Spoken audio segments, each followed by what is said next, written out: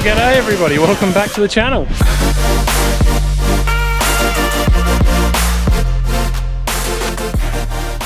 I'm warming up. It's not very warm today, but I'm warming up. So I am just loading the last of my canola into a truck. I just chucked it in some bins here, the last of it. So yeah, I've put that in here now. I'll arrange a time with the silo in the next couple of days to hopefully run that over. Now, whether they accept it is another question, because I was a bit high in foreign material when I went through last time. I managed to get it through. They dynamic binned it, meaning it was a little bit too high on foreign material, but it was within the range that they could blend it out with whatever else was in their storage there. So I might struggle with that again. Hopefully we can sneak it through.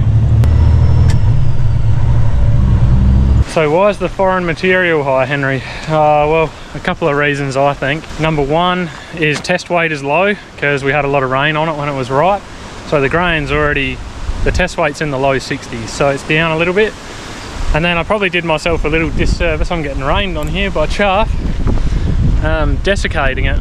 I think I've ended up with quite a lot of shriveled grain in there and just crap that probably wouldn't be there if it had moisture and had it just filled out properly. So anyway, the sample looks good, but when it goes through and they test it, it doesn't come back that good. Disappointing, because I did a 10 times better job harvesting it this year than I did last year, but that's the way it rolls, eh?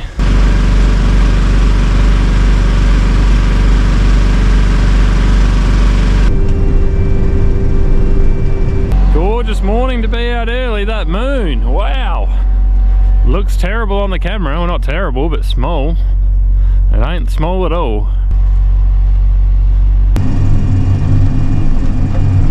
Yes folks, I have discovered another couple of small spraying jobs that need to be taken care of after coming back from Christmas New Year break. We just got an absolute mountain of paddy melons out here, and this paddock in particular, a bit of Bathysper, some potato weed, so just come out here and give it a quick spray and tidy everything up. Last thing I need is those paddy melons getting through. They're like a big vine, they grow along the ground, so yeah, you really don't want them to get out of control. And if we did manage to jag a rain somewhere, they'll go mental, so we'll tidy them up today. I think I've only got one other paddock with a few melons in it as well that I might have to go and touch up, but yeah, it's nice to I sort of got everything out of the way before Christmas with spraying, so that's nice.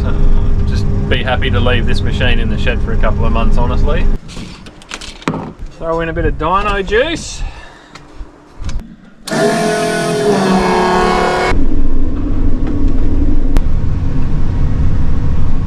Right, so I called Viterra Gladstone, got hold of someone there, because they're only open by appointment now because harvest is well over, and it was such a bad year anyway. They were on pretty poor hours when they were open, but I got hold of them. I'm going to take that load of canola over. They're sort of expecting me pretty soon, so we'll take that truck over there now, see if we can get rid of that. Hopefully we can sneak it through, because like I said at the start of the video, foreign material's a little bit high, so we'll see how we go. Blessed them last time, they did like 3 or 4 samples until they managed to get it to go through. So anyway, we'll hope we're that lucky this time.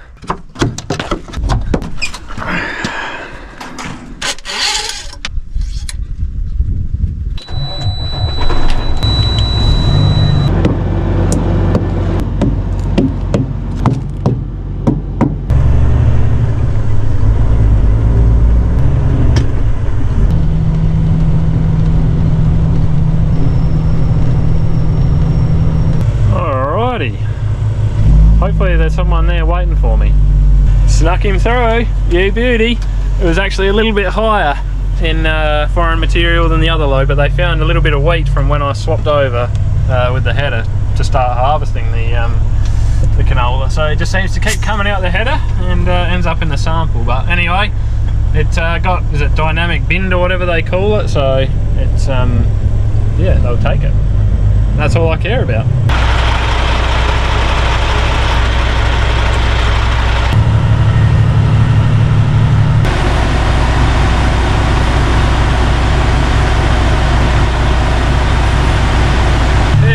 Just like that, we're done. We'll go way off.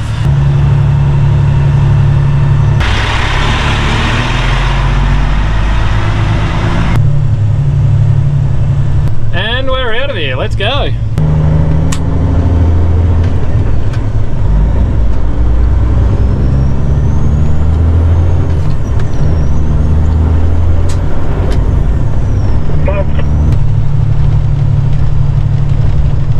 Alrighty guys, I am back in the office this afternoon, and honestly I tend to find myself in here a lot during January when I'm not sort of picking and choosing what has to be done out there. I'm in here, and that is because it's the start of a new year, and that means we've got a brand new season ahead of us. So we've got a lot of planning to do. We've got last quarter's BAS to take care of, or tax, so we've got to get all that sorted out. We've got to do planning, we've got to do budgeting, we've got to meet with bank managers, all that sort of stuff. So we want to get that out of the way early on. So we've got a good plan going forward, we've got finance sorted, and everybody's happy basically. So that's what I'm doing at the moment. I'm sitting here working on my budget. I want to get that done, I want to get that through, and then hopefully over the next week or two we'll meet with the bank manager and get, you know, whatever we need to sorted out there. So I'm just a little nervous to send it off this year because I don't want to miss anything. Last year was so bad.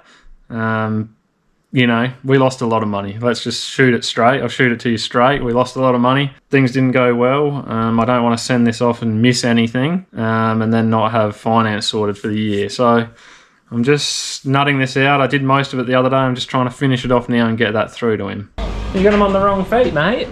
There you go. Put your four-wheel drive strap on. There you go. Oh, look at you. You're set. But anyway, it's not a bad time of year to have to spend a bit of time in the office, especially when it's stinking hot out here and the days are super long. So, you know, use the opportunity while you got it. I've got that all done and sent off now, so that's another thing sorted. Just got to go for a quick drive now and have a look at the, hopefully last paddock maybe. I shouldn't say last, it won't be last, but last paddock for a while that I have to spray. So it was a tough one doing the budget this year. You know, you're looking at everything, all your costs, you're scrutinising everything, thinking, oh, can I cut a few corners there? Can I save a few dollars there? But it's just tough because you know, you still got to run the equipment, you still got to put the crop in the ground, you still got to, you know, spray your weeds, your grass free, your broadleaf, summer spraying, knockdowns. You got to do all that stuff. You got to pay your equipment finance, you've got to pay yourself, you got to feed the family. So you're just looking and you're going, geez, there's just not a lot of places to cut costs, and you look and you go, oh, maybe I could, you know, leave some pre-emergent off here or there, and that's just a bad idea because it seems like you might save a few bucks up front now, but you'll eat it in the future. You'll eat that problem in the future. So the only other thing that springs to mind is maybe you could, you know, not put as much fertilizer up front. See what the season has to offer. You can always broadcast more fertilizer with the spreader if you need to, so maybe that's something to think about. But you know, there's a bit of a lesson last year to be learned. Put a good lick of fertilizer out, sort of as much as we could down the tubes, and then, you know, we're getting a few bits of rain, and so I rushed out and put urea on some stuff, and well, wasn't that a dumb idea? Because, you know, what a waste really. You're going out spreading fertilizer on or urea on barley, and the barley was yielding 800 kilos to the hectare. Like, just an absolute waste. So anyway, that's what it's all about. Always learning something, trying to become better, make better decisions, taking that knowledge from last year, bringing it forward to this year. So maybe we won't be as blasé with stuff like that this year. We'll really see what the season has to offer, and you know, we're not going into this year in good shape. We've got zero subsoil moisture. We're 11 or 12 inches behind average rainfall for the last 2 years, so we've not got a lot behind us. I think we've got to be very careful heading into the season ahead.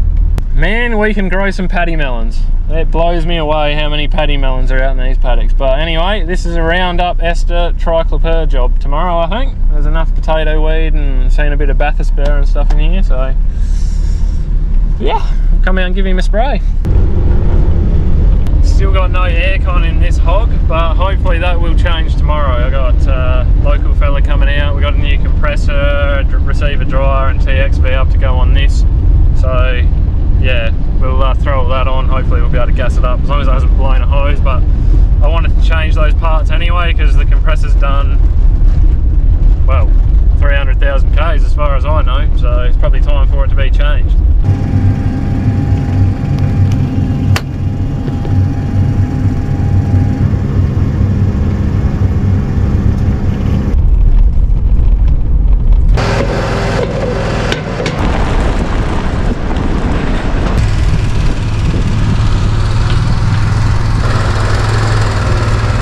another quick spray job done this morning. Got that auger set up. There's like 10 tonne of wheat in there. I'm going to run that over the silo. It was just an awkward amount of my wheat that was left over that couldn't fit on with the last load that went. So typically that would be very annoying when we were getting contractors in to cart for us, because we got our own truck now. I can easily just run it over at my own leisure. So we'll get rid of that today hopefully as well. But now I've got to take this back.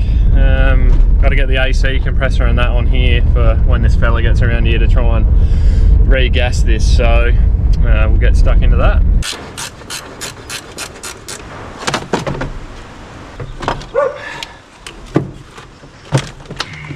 Alright, there we go.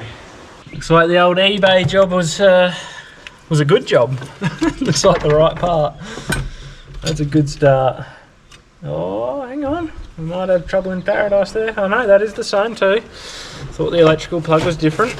We jagged it. Alright, that compressor is on down there. Belt is on. The pipes are still off. I've just got them bagged. There was not a skerrick of gas in this thing at all. She was totally dry. So he'll just, when Braden comes, he'll have some new O-rings for those pipes. He'll put those on. Some O-rings for that receiver dryer to replace that, and same with the TX valve back there. So then he'll vac it down, I suppose, and see whether it holds a vacuum. It could have a pipe split somewhere, I don't know, but for the sake of, like, I think it was about 300, maybe 350 bucks for those parts anyway. It's good preventative maintenance having 300,000 clicks on it, so I thought we'll just do those for a start and see what it comes up with from there. Now, because this AC stopped working one day, I did suspect that we'd lost all the gas, and after it happened, this was super oily around here, so I was wondering whether we'd had an O-ring go on this TX valve, but you can see there's a bit of crap stuck to it. It was real oily and horrible looking.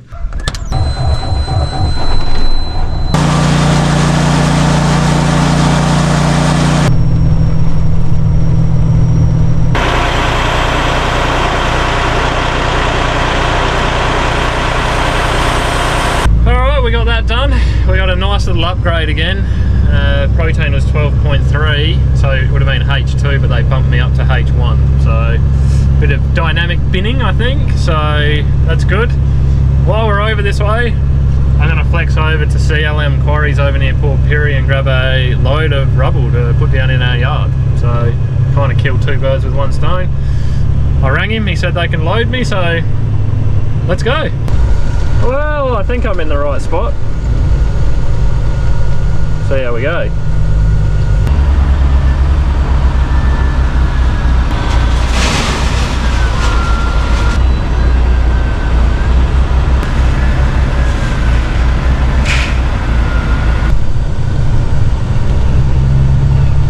We're out of here, done, beautiful.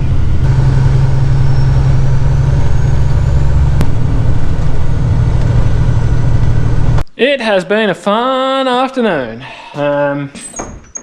Yeah, have a look at this. Wow. Oh, you know, there is one part of your air conditioner that you do not want to fail, and that is the evaporator.